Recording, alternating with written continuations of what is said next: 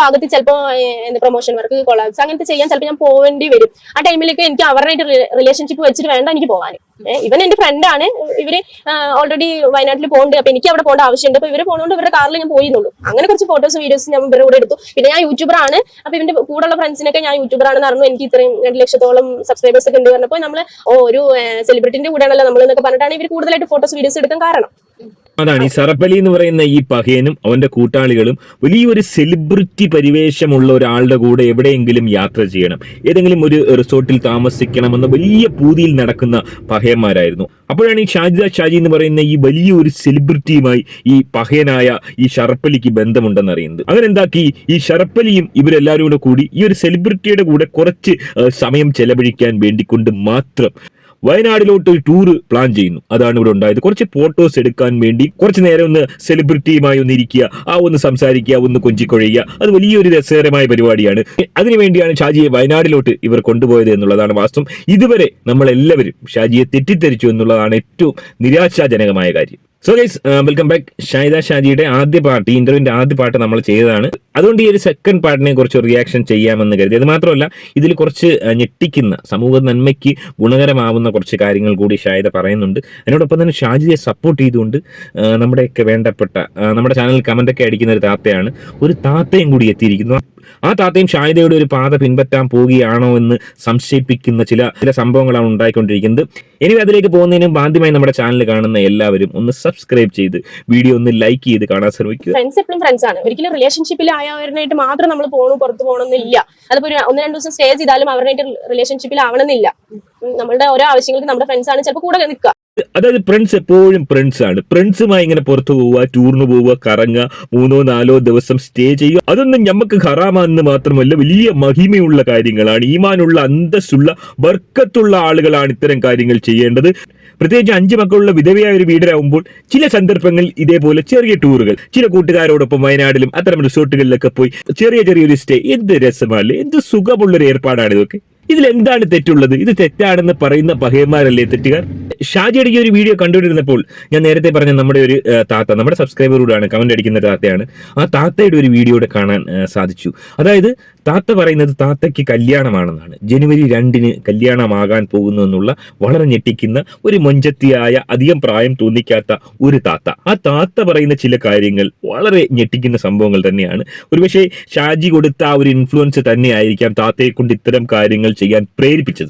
ഏതൊരു പെൺകുട്ടികളും പുറത്തിറങ്ങുമ്പോൾ അങ്ങനെ ഉണ്ടാവും. പിന്നെ പണ്ട് സാഹചര്യമൊക്കെ പറഞ്ഞിരിക്കാനും ചെറുക്കന്മാർക്ക് മറ്റേ ആന്റിമാരെയാണ് ഇഷ്ടം. അതും സത്യം തന്നെയോട് പറഞ്ഞത്.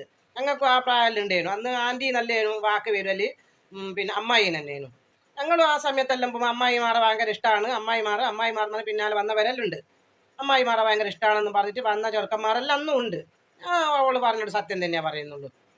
അത് സത്യമാണ്, സത്യമല്ലെന്നൊന്നും നമ്മൾ പറയുന്നില്ല. പക്ഷെ ഈ പിന്നാലെ വരുന്ന പഹയന്മാരുടെ ഉദ്ദേശം നിക്കാഹ് കഴിക്കാനല്ല. ഓലൊരു ചായ കുടിക്കാൻ ചായക്കൂടെ വാങ്ങാറില്ല. ചായ കുടിക്കാൻ വേണ്ടി മാത്രം വരുന്ന ഒരു പഹയന്മാരാണ് അവര്. ഒരു നിക്കാഹ് കഴിക്കാനുള്ള വലിയ പൂതി കൊണ്ട് വരുന്നു എന്ന് തെറ്റിദ്ധരിക്കുന്ന ഈ പറഞ്ഞ പഹയത്തികൾക്കാണ് ഓല ജീവിതം മക്കാറാവുന്നത്. ഈ സാജിദൊക്കെ എന്താ കുറവ്? നല്ല മുഖാണ്, നല്ല മൊഞ്ചാണ്. എന്നെ കൊണ്ടുതന്നെ എല്ലാവരും പറയല്ലേ നല്ല മുഖാണ് എന്ന്. ഞമ്മക്കും നല്ല കാലഘട്ടം അന്നേരം ഇല്ലേ. ഇപ്പൊ ഞങ്ങൾ അങ്ങനെ പറയാണ്ടൊന്നല്ല, അത് വേറെ വിഷയം. സാബി താത്ത എന്നാണ് ഈ താത്തയുടെ പേര്.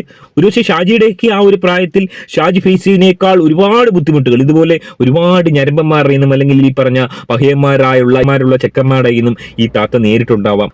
അവരുടെ ഒരു അനുഭവത്തിൽ നിന്ന് അനുഭവ സാക്ഷ്യമായിട്ടാണ് സാബി താത്ത ഇത് പറയുന്നത്. സാബി ബ്ലോഗ് എന്നാണ് അവരുടെ ചാനലിന്റെ പേര്. അതല്ല ഏതൊരു പെണ്ണിനോടും പറയും അങ്ങനെ. പ്രത്യേകം ദേശം ഒരു നിറയുള്ളതും മൊഞ്ചുള്ളതുമായ കുട്ടികളെ കാണുമ്പോൾ എല്ലാം പറയും. പണ്ട് കാലത്ത് അങ്ങനെ ആയിരുന്നു. പക്ഷെ ഇക്കാലത്ത് അങ്ങനെ പറഞ്ഞിട്ട് പിന്നീട് ഓലെ നേരിട്ട് കാണുമ്പോഴാണ് ഇതെല്ലാം ഫിൽറ്റർ ആണെന്നുള്ള കാര്യം ഈ പഹയന്മാർക്ക് ബോധ്യപ്പെടുന്നത്. അന്നേരം ഓലെ തിരിച്ചു പറയുകയും ചെയ്യും. അതെല്ലാം സ്വാഭാവികമായിട്ടാണ്. അപ്പൊ സാധ്യത പറയുന്നത് ഞാനിങ്ങനെ പുറത്തു പോയി കഴിഞ്ഞാൽ ഇത്ര മക്കളുണ്ടെന്ന് പറഞ്ഞാൽ ആരും വിശ്വസിക്കൂല. പിന്നെ കല്യാണം കഴിക്കാൻ വേണ്ടി പല ബന്ധങ്ങളും ഒക്കെ വരുന്നു. പല ആൺകുട്ടികളും നമ്മളെ പിന്നാലെ നടക്കുന്നു. പിന്നെ പലരും ചോദിക്കുന്നു. പിന്നെ നമ്മളേതോ ഒരു ഉസ്താദ്, പിന്നെ 27 വയസ്സുള്ള ഒരു ഉസ്താദ് ഓക്ക് കല്യാണം കഴിക്കുന്നു ചോദിച്ചിട്ട് ഓളെ ഫോണ് വിളിച്ചിക്ക്. ഇതെല്ലാം ഉള്ള ഇന്റർവ്യൂവിൽ പറയുന്നത് നിങ്ങളെല്ലാവരും കേട്ടതായിരിക്കും. അപ്പം അത് കേട്ടിട്ട് വേറൊരു ചാനലിൽ പറയുന്നത് ഞാൻ കേട്ട്, അവളെ ഇങ്ങനെ പലരും വന്ന് പിന്നെ കല്യാണാലോചന പല ചെറുക്കന്മാരും വരുന്നത് ഓളെന്താ ഐശ്വര്യ റായേറ്റാ. ഓക്കിങ്ങനെ പല ആൾക്കാരും ബന്ധം വരുവാൻ ഓളെന്താ ഐശ്വര്യ റായേറ്റാണ്. അതെനിക്ക് തീരെ പിടിച്ചില്ല. ഐശ്വര്യ റായിട്ടാണ് ചോദിച്ചത്. ഐശ്വര്യ റായിക്ക് എന്തെന്നാ മൊഞ്ചി? ഓള് മെലിഞ്ഞ് വള്ളിക്കൊടി പോലത്തെ സാധനം എന്തെന്നാ മൊഞ്ചുള്ളത്? ഞാൻ എവിടെയല്ലോ കണ്ടതുപോലെ എനിക്ക് തോന്നുന്നുണ്ട്. എന്തെന്നാ മൊഞ്ചുള്ളത്? അതിലും നല്ല സാധ്യതയും ഞാനെല്ലാം തന്നെയാണ്.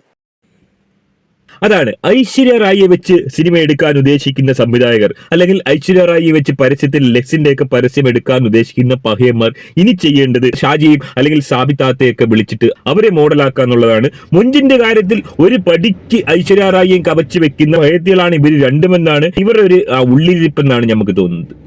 അപ്പൊ നമ്മള് നമുക്ക് അതിൻ്റെ ഒന്നും ആവശ്യമില്ല. നമുക്ക് നമ്മളെൻ്റെ കയ്യിലെല്ലാം ഫോണും കൂടെ പറഞ്ഞില്ല, കേരളത്തിൽ ഇറങ്ങിയ പാട് വലിയ പൈസക്കാരെ അത്യാവശ്യമാണ് നിങ്ങളെ കയ്യിലെ ഫോണുള്ളൂ. പക്ഷെ അന്ന് എൻ്റെ കൈ ഫോൺ ടോർച്ച് ഫോൺ, അന്ന് റോങ് നമ്പറും പഞ്ചാരടിക്കാരെല്ലാം പേട്ടുള്ളത്. അവിത്ത് എവിടെ ആയിപ്പോയിക്കില്ല. ഇന്നും ആ സിമ്മും തന്നെയാണ്. ഫോണ് മാറിയേക്ക്. ഫോണ് വലിയ ടച്ച് ഫോണിലേക്ക് നീങ്ങുമല്ല. അപ്പം ആ കാലഘട്ടം നമുക്കുണ്ട്. പക്ഷെ അന്നേരം നമ്മളോട് ഇങ്ങനെ പറയലുണ്ട്, 3 മക്കളായ നിങ്ങളെ കണ്ട അങ്ങനെ പറയൂല, ഇങ്ങനെ പറയൂല, കല്യാണാലോചനകളെല്ലാം ഞങ്ങൾക്കും അന്നേരം പിന്നെയും വരുത്തുണ്ട്, മക്കളുള്ളത് അറിയാണ്ടു. അതാണ് ഈ ചില പഹയന്മാരുടെ കുഴപ്പം. 3-4 മക്കളുള്ള ഈ പ്രായത്തിലുള്ള വീടരെ വിടാതെ പിന്തുടരുക, ഓലെ എങ്ങനെ ബുദ്ധിമുട്ടിക്കുക. നമുക്ക് തോന്നുന്നു സാബിത്താത്തേക്ക് സാധന സാമഗ്രികൾ വാങ്ങാൻ പോലും പുറത്തിറങ്ങാൻ പറ്റാത്തൊരു ഘട്ടത്തിലാണ്. കാരണം പുറത്തിറങ്ങിക്കഴിഞ്ഞാൽ ഈ പഹയന്മാർ വിടത്തില്ല. മൊഞ്ചു കൂടിപ്പോയത് കൊണ്ട് വലിയ രീതിയിൽ ജീവിതം മെടങ്ങേറായ ഒരു വ്യക്തിയാണ് ഈ സാബിത്താത്ത എന്നാണ് ഞമ്മക്ക് തോന്നുന്നത്. അങ്ങനത്തെ സമയത്തും പുറത്തു പോകുമ്പോൾ ഇത്ര വലിയ മോനുണ്ട്, നിങ്ങളെ കണ്ടാലൊന്നും തോന്നൂലാലോ. ശരി, ഇത്ര മക്കൾ നിങ്ങൾക്കുണ്ട്, നിങ്ങളെ കണ്ടാലൊന്നും തോന്നൂലാലോ. ഇതെല്ലാം നമ്മളോടും പറഞ്ഞ കാലഘട്ടം ഉണ്ടായിരുന്നു. സത്യം പറഞ്ഞാൽ ഇപ്പോൾ ഞാൻ പുറത്ത് ചുരിദാറിലിട്ട് പുറത്ത് പോയി കഴിഞ്ഞാൽ ചോദിക്കുന്നവരുണ്ട്.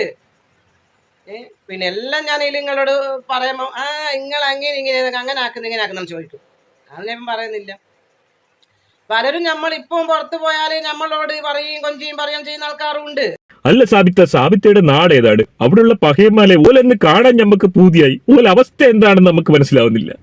അസ്സലാമു അലൈക്കും. സാബി വ്ളോഗിലേക്ക് സ്വാഗതം. ഞാൻ സാബിർ. എൻ്റെ എല്ലാ മുത്തുമണികൾക്കും സുഖമല്ലേ? എനിക്കും സുഖം തന്നെ. ഇന്ന് എൻ്റെ മുത്തുമണികൾ വിചാരിക്കും, ഇതെന്താ നമ്മളെ സാബിത്ത കല്യാണാലോചനയുമായി വന്നിക്ക്, സാബിത്താക്ക് വീണ്ടും കല്യാണമുണ്ടോ, സാബിത്ത വേറെ കല്യാണം കഴിക്കുകയാണോ എന്നെല്ലാം ഉള്ള സംശയം കൊണ്ടായിരിക്കും നിങ്ങൾ എൻ്റെ വീഡിയോസിൽ വന്നത്. ഒറ്റ നോട്ടത്തിൽ കണ്ടാലേ മനസ്സിലാവും കല്യാണ പ്രായം തികഞ്ഞു നിൽക്കുന്ന ഒരു മൊഞ്ചത്തിയാണ് ഈ സാബിത്താത്ത എന്ന് ആർക്കും മനസ്സിലാവും. കല്യാണം കഴിക്കുന്നതിൽ യാതൊരു തെറ്റുമില്ല. എത്രയും പെട്ടെന്ന് കല്യാണം കഴിക്കാൻ ആഗ്രഹിക്കുന്ന ആളുകൾ ആപ്ലിക്കേഷൻ കൊടുക്കുക. ചാനലുണ്ട്, സാബീസ് വ്ലോഗ് എന്നാണ് പേര്. അവിടെ കമന്റ് ഇട്ടോ അല്ലാതെയോ കമന്റ് ഇട്ടോ. ഒരു പഹയന്മാർ ഓൾറെഡി ആപ്ലിക്കേഷൻ ഒരു വീഡിയോയുടെ താഴെ വന്നു കഴിഞ്ഞു പഹയന്മാരുടെ കമന്റുകൾ. ഇനി കമന്റ് ഇട്ടോ അല്ലാതെയോ നേരിട്ടോ ഇൻസ്റ്റാഗ്രാം വഴിയോ കോൺടാക്ട് ചെയ്ത് കല്യാണത്തിനുള്ള ആപ്ലിക്കേഷൻ കൊടുക്കാൻ സാധിക്കും. ഇതൊക്കെ തുടങ്ങി വെച്ചത് ഏറെക്കുറെ ഷാജിയെ പോലുള്ള അല്ലെങ്കിൽ ടി ഫാമിലിയെ പോലുള്ള ആളുകളാണ്. അവരുടെ ആ ഒരു സേവനം ഇക്കാര്യത്തിൽ ചെറുതല്ലെന്നാണ് ഞാൻ മനസ്സിലാക്കുന്നത്. ഇവരെയൊന്നും എത്ര അഭിനന്ദിച്ചാലും മതിയാവില്ല. നമ്മുടെ സമൂഹത്തിന് ഏറ്റവും നല്ല കാര്യങ്ങൾ ചെയ്തു കൊടുക്കുന്നതിൽ അക്ഷീണം പരിശ്രമിക്കുന്ന ഈ വ്യക്തികളല്ലാതെ മറ്റാരെയാണ് നമ്മൾ അഭിനന്ദിക്കുക? എനിവേ, ഈ വിഷയത്തിൽ നിങ്ങളുടെ അഭിപ്രായം കമന്റ് രേഖപ്പെടുത്തുക. ആദ്യമായിട്ട് കാണുന്നവർ ഒന്ന് സബ്സ്ക്രൈബ് ചെയ്തിട്ട് കാണുക. മറ്റൊരു വീഡിയോ ആയിട്ട് കാണാം. ബൈ.